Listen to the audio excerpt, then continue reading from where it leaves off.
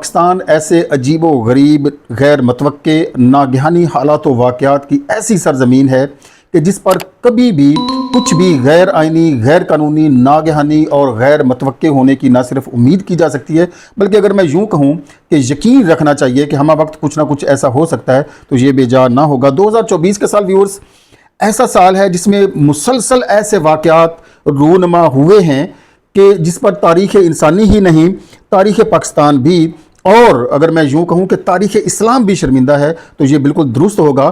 مسلسل ایک تسلسل ہے، ایک چین ہے، ایک زنجیر ہے جو ایسے واقعات کی ہمارے سامنے آتی ہے۔ جنوری 2013 کا دن وہ دن تھا جب یہ معاملہ شروع ہوا اور تاحال یہ رکنے کا نام نہیں لے رہا ہے۔ 13 جنوری 2024 کو جب سپریم کورٹ آف پاکستان نے ایک جماعت کو، صرف فرد واحد کو پاکستانی سیاست سے مائنس کرنے کے لیے ایک بڑا عجیب و غریب فیصلہ صادر فرمایا، یعنی ایک جماعت کو بغیر سمبل کے الیکشن لڑنا پڑا۔ ان کا سمبل ہی جو فنڈامنٹل رائٹ ہے، اور وہ ایسا ویورز سمبل ہے، وہ ایسا فنڈامنٹل رائٹ ہوتا ہے کہ وہ یوں سمجھنا چاہیے کہ کسی جماعت کا سمبل نہیں ہوتا ہے بلکہ وہ پبلک کا سمبل ہوتا ہے۔ پبلک کی سہولت کے لیے، پبلک کی ایز کے لیے ای سی پی ہر شخص کو اور ہر جماعت کو ایک سمبل الاٹ کرتا ہے، اس کو دیتا ہے تاکہ جو ووٹر ہے، جو ایک عام آدمی ہے جس نے ووٹ کرنا ہے، وہ اس سمبل کو دیکھ کر اپنے کینڈیڈیٹ کی شناخت کر سکے اور اپنی پسند کے کینڈیڈیٹ کو اور اپنی پسند کے جماعت کو ووٹ کر سکے۔ لیکن اس فنڈامنٹل رائٹ کو 25 کروڑ عوام کے رائٹ کو وائلیٹ کر دیا گیا، جس کی گونج آج بھی بذات خود سپریم کورٹ آف پاکستان میں سنائی دے رہی ہے۔ نہ صرف سپریم کورٹ آف پاکستان میں بلکہ پاکستان سے باہر بھی انٹرنیشنل میڈیا بھی چیخ کر اس فیصلے کی تردید کر رہا ہے اور اس فیصلے کو رد کر رہا ہے۔ انسانی حقوق کی تمام تنظیمیں، بین الاقوامی جسٹس سسٹم اس پر شرمندہ ہے کہ یہ کس قسم کا مضحکہ خیز اور ریڈیکولس قسم کا decision supreme court of Pakistan نے دے دیا ہے۔ تو 13 جنوری 2024 کو یہ سلسلہ شروع ہوا ایک جماعت کو، فرد واحد کو مائنس کرنے کا، لیکن کیا کیا جائے اللہ پاک کے فیصلوں کا کہ اس نے کہا کہ جتنے مرضی سمبل آپ ان سے چھین لیں، یہ ہارنے والے نہیں ہیں۔ اور بالآخر 8 فروری 2024 کو عوام نے اپنا واضح مینڈیٹ اسی جماعت کے پرڑے میں ڈال دیا جس کو مائنس کرنے کی کوشش کی جا رہی تھی۔ اس فیصلے کے ٹھیک تقریباً 17 دن بعد جنوری 30 کو 2024 کو سائفر کیس کا فیصلہ سنا دیا گیا، جس میں 10 سال قید کی سزا سنائی گئی بانی P T I Imran Khan کو۔ ایک ایسا کیس جس کا کوئی وجود ہی نہیں بنتا ہے، جس کا کوئی نہ تو جس کی ٹیل ہے، نہ جس کا کوئی ہیڈ ہے، نہ جس کا کوئی وجود ہے، نہ وہ ایگزسٹ کرتا ہے، نہ ہی وہ ہونا چاہیے۔ ایک بالکل اہم کانہ اور فضول قسم کا اور لغو قسم کا کیس کر کے بنا کے وزیر اعظم پاکستان کو، سب کا وزیر اعظم کو ایک جعلی کیس میں مائنس کرنے کے لیے الیکشن سے، انتخابات سے صرف 9 دن پہلے ان کو 10 سال کی سزا سنا دی گئی۔ ٹھیک اگلے ہی دن ایک اور ایسا واقعہ پیش آ جاتا ہے جس پر پاکستان کی تاریخ میں کوئی مثال نہیں دی جا سکتی، بلکہ یوں کہیں کہ دنیا کی تاریخ میں کوئی مثال نہیں دی جا سکتی۔ ایک انوکھا، ایک بالکل منفرد قسم کا اور ایک بالکل یونیک قسم کا ڈیسیژن آیا توشہ خانہ کا 31 جنوری 2024 کو، جس میں بشرا بی بی اور عمران خان کو 14 سال کی سزا سنا دی گئی۔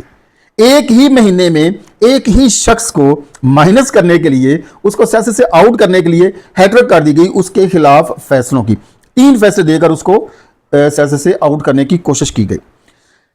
ٹھیک 3 دن بعد 3 فروری 2024 کو ایک ایسے کیس کا فیصلہ ہوا جو پیورلی مذہبی ہے، دینی ہے، اور جس کے معاملات صرف اور صرف اللہ تعالیٰ کے ساتھ جڑے۔ اس فیصلے کے بارے میں تمام علماء کرام، تو علماء اسلام، صرف علماء پاکستان نہیں، علماء اسلام چاہے وہ پاکستان کے اندر ہوں چاہے وہ پاکستان کے باہر ہوں، چیخ کر اس فیصلے کی تردید کر رہے ہیں، اس فیصلے کی نفی کر رہے ہیں اور اس کو خلاف شریعت اور خلاف اسلام قرار دے رہے ہیں۔ جی ہاں، عدت کیس میں 7 سال کی سزا سنا دی گئی عمران خان کو اور بشرا بی بی کو۔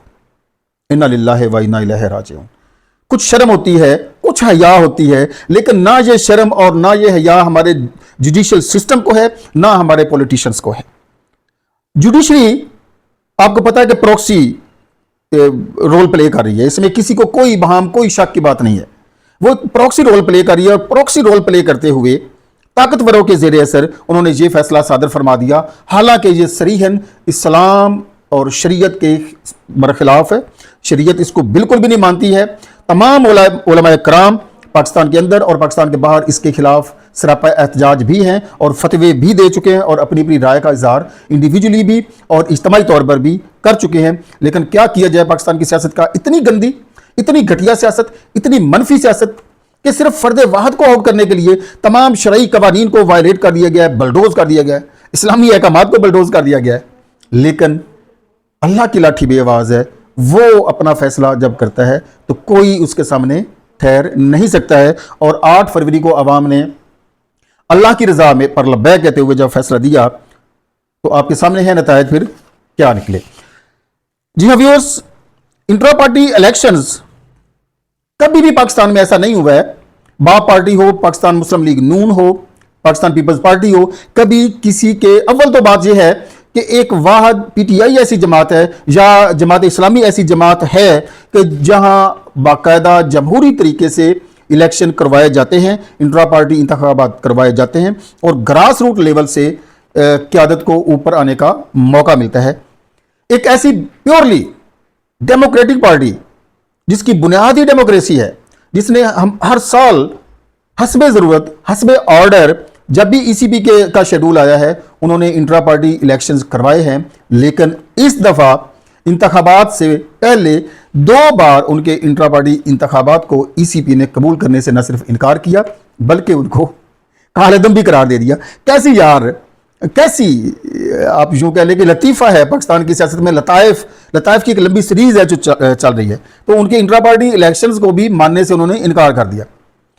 कोई साहबे अकल, कोई साहबे फहम फरासत इस बात से इत्तफाक नहीं कर सकता है कि उनके इंट्रा पार्टी इंतखाबात गलत थे। सिर्फ कुछ टेक्निकल बुनियादों पर उन्होंने जो यूं होता तो क्या होता, जो यूं होता तो क्या होता, ऐसे आगे पीछे करके मामलात को और टेक्निकलिटीज़ में उलझा कर उनके इंट्रा पार्टी इलेक्शंस को भी कालदम करार दे दिया गया।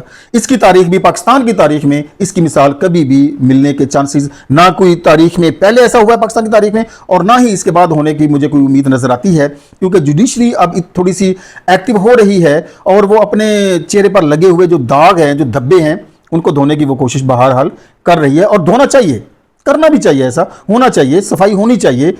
ये नहीं है कि हम ऐसे ही चलते रहेंगे। दुनिया जब इखलाकियात की, मैनर्स की, तहजीब की बुलंदियों को छू रही है तो हम इस किस्म की घटिया, गंदी, फजूल और काबिल लानत सियासत में ऐसे उलझ गए हैं कि हम सीट हासिल करने के लिए, हम चेयर हासिल करने के लिए, हम पावर हासिल करने के लिए तमाम इखलाकी मेयारात को, तमाम इखलाकी अक़दार को, तमाम तहजीब व तमद्दन के जितने एलिमेंट्स हैं उनको बलडोज करते हुए आगे बढ़ते जा रहे हैं। तारीख शर्मिंदा है और कभी भी इस चीज़ को अप्रिशिएट मेरा ख्याल है कि नहीं किया जाएगा। इमरान रियाज खान को एहराम की हालत में, एहराम की हालत वो हालत होती है जब बंदा अल्लाह का मेहमान होता है। अल्लाह के मेहमान को एहराम की हालत में इमरान रियाज खान को लाहौर एयरपोर्ट से ज़बरदस्ती अगवा कर लिया गया। कोई वारंट नहीं दिखाए गए हैं, कोई गिरफ्तारी शो नहीं करवाई गई है, उनको अगवा कर लिया गया है। और वीडियोस में ये वाज़े देखा जा सकता है कि बार बार उनसे कहा जा रहा है कि हमें कोई डॉक्यूमेंट्स चेक करवाएं, डॉक्यूमेंट्स दिखाएं, हमें कोई इनके वारंट दिखाएं, हमें कोई केस बताएं जिसकी बुनियाद पर आप इसको लेके जा रहे हैं। कोई लीगल ग्राउंड होता है, कोई ऐसी चीज़ कुछ भी दिखाया नहीं गया है। और अल्लाह के मेहमान को एहराम की हालत में हज पर जाने से रोक दिया गया और उसको अगवा करके ले गए। ये अलग बात है कि अगले दिन उसको अदालत में पेश कर दिया गया और वो उसकी जमानत होगी और उसको रिहा कर दिया गया।